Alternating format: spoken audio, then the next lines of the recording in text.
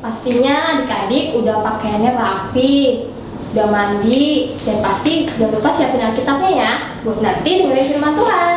Ya, oke. Kalau kayak gitu, sekarang semuanya bangkit berdiri. Jangan ada yang duduk lagi, jangan ada yang tidur-tiduran, jangan ada yang masih dapur, jangan ada yang masih sarapan. Gak boleh. Kita mulai ibadah, oke?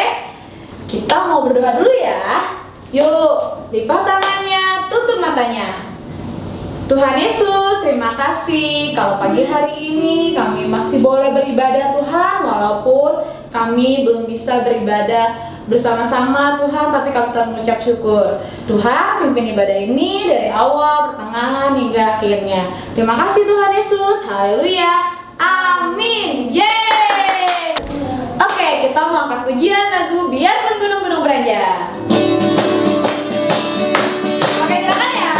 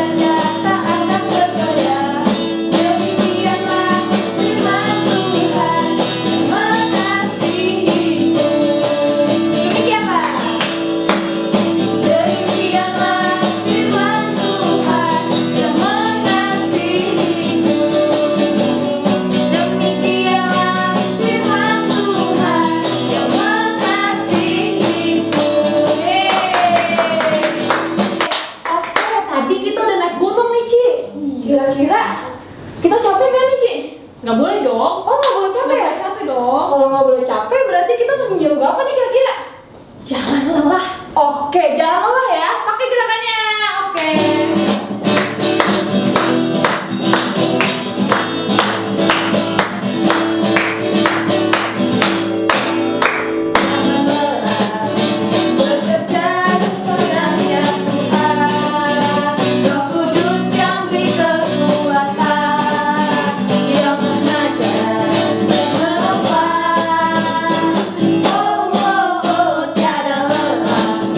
Bekerja bersamamu Tuhan.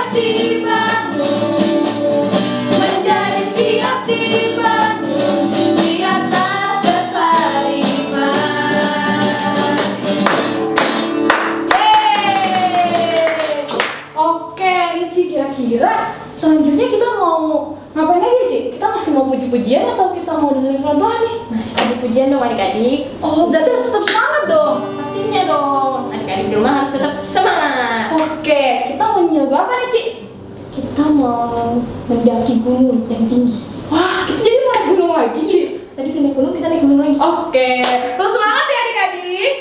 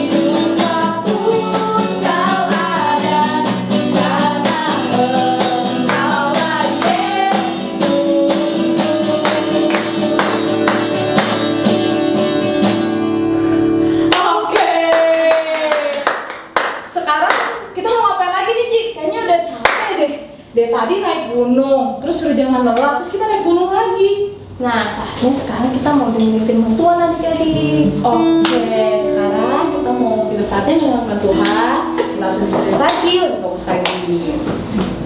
Yuk, kita naik lagi ya. Yesus Tuhan.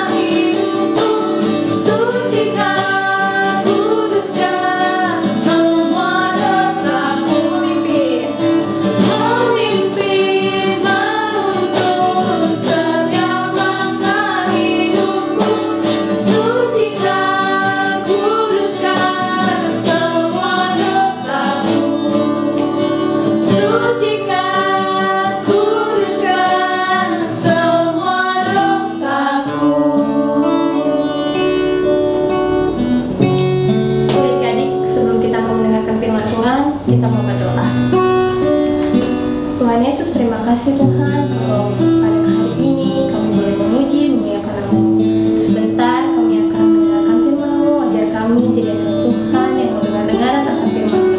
Berkati kakak Novi yang akan menyampaikan firman Tuhan. Terima kasih Tuhan Yesus, hanya di dalam nama Tuhan Yesus. Haleluya. Amin. Hai adik-adik, tadi kita sudah memuji Tuhan. Terus udah pastinya semangat tuh tadi puji-puji Tuhannya, udah berdoa. Nah sekarang waktunya untuk mendengarkan firman Tuhan. Pastinya adik-adik sudah siap dong untuk mendengarkan firman Tuhan. Nah adik-adik, kakak mau tanya udah siapin belum Alkitabnya? Kalau belum, yuk diambil dulu Alkitabnya, kakak tungguin ya. Yuk diambil dulu Alkitabnya. Nah kalau udah, kita mau mendengarkan firman Tuhan. Nah sebelumnya kakak mau tanya nih ke adik-adik, coba adik-adik sebutkan salah satu contoh, salah satu tokoh pemimpin di Alkitab. Waktu itu pernah ada di aktivitas mewarnai itu yang dibagi-bagiin sama kak adik, Gideon. Ayo coba sebutin siapa, masih inget gak? Apa? Ya betul, tentang Musa membebaskan bangsa Israel. Tapi hari ini kakak tidak menceritakan tentang Musa, melainkan kakak akan menceritakan tokoh pemimpin lainnya. Kira-kira siapa ya yang mau kakak ceritakan hari ini?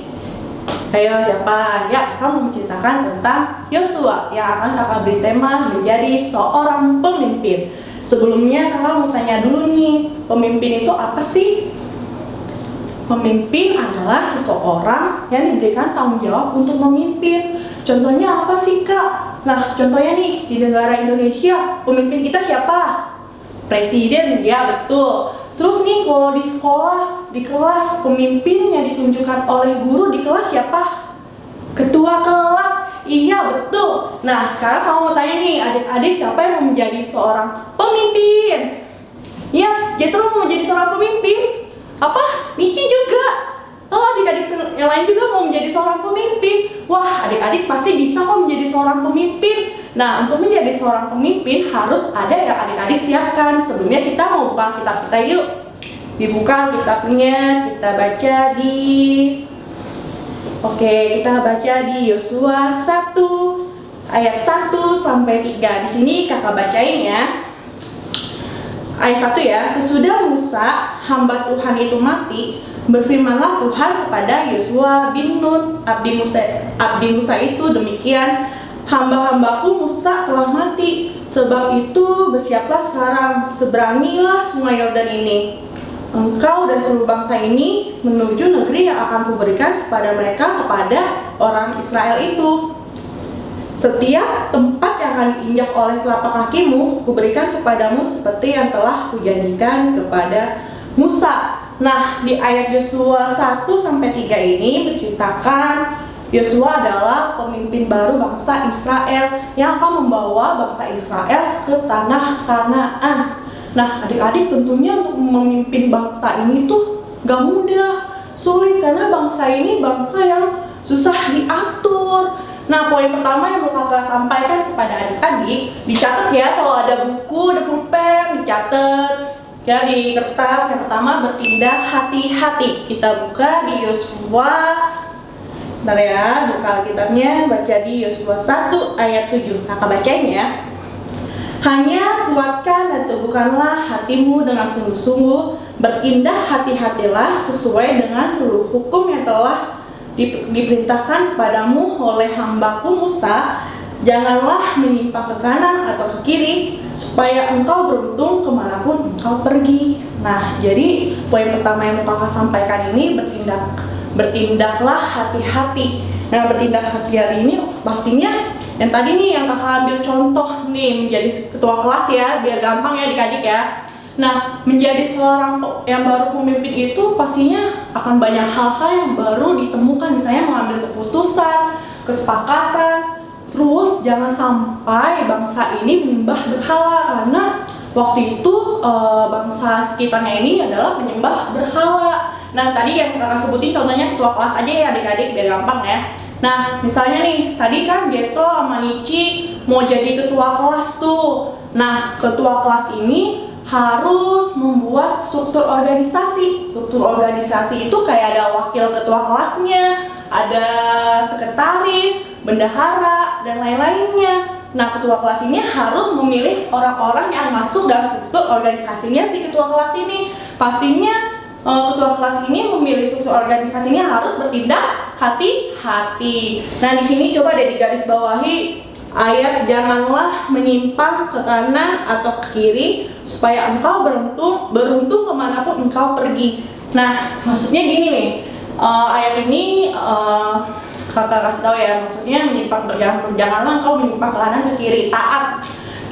Nah, maksudnya mungkin kalau misalnya ada nih dari Yosua ya, ketika Yosua menghadapi masalah, tapi Yosua tetap berpegang teguh akan janjinya Tuhan, karena Yosua panutan dari bangsa Israel. Nah, mungkin kita kalau kita berpikir secara logika, mana mungkin Yosua dapat menghadapi bangsa Kanaan yang hebat dan besar itu. Tapi Yosua tetap taat dan berpegang teguh akan janjinya Tuhan.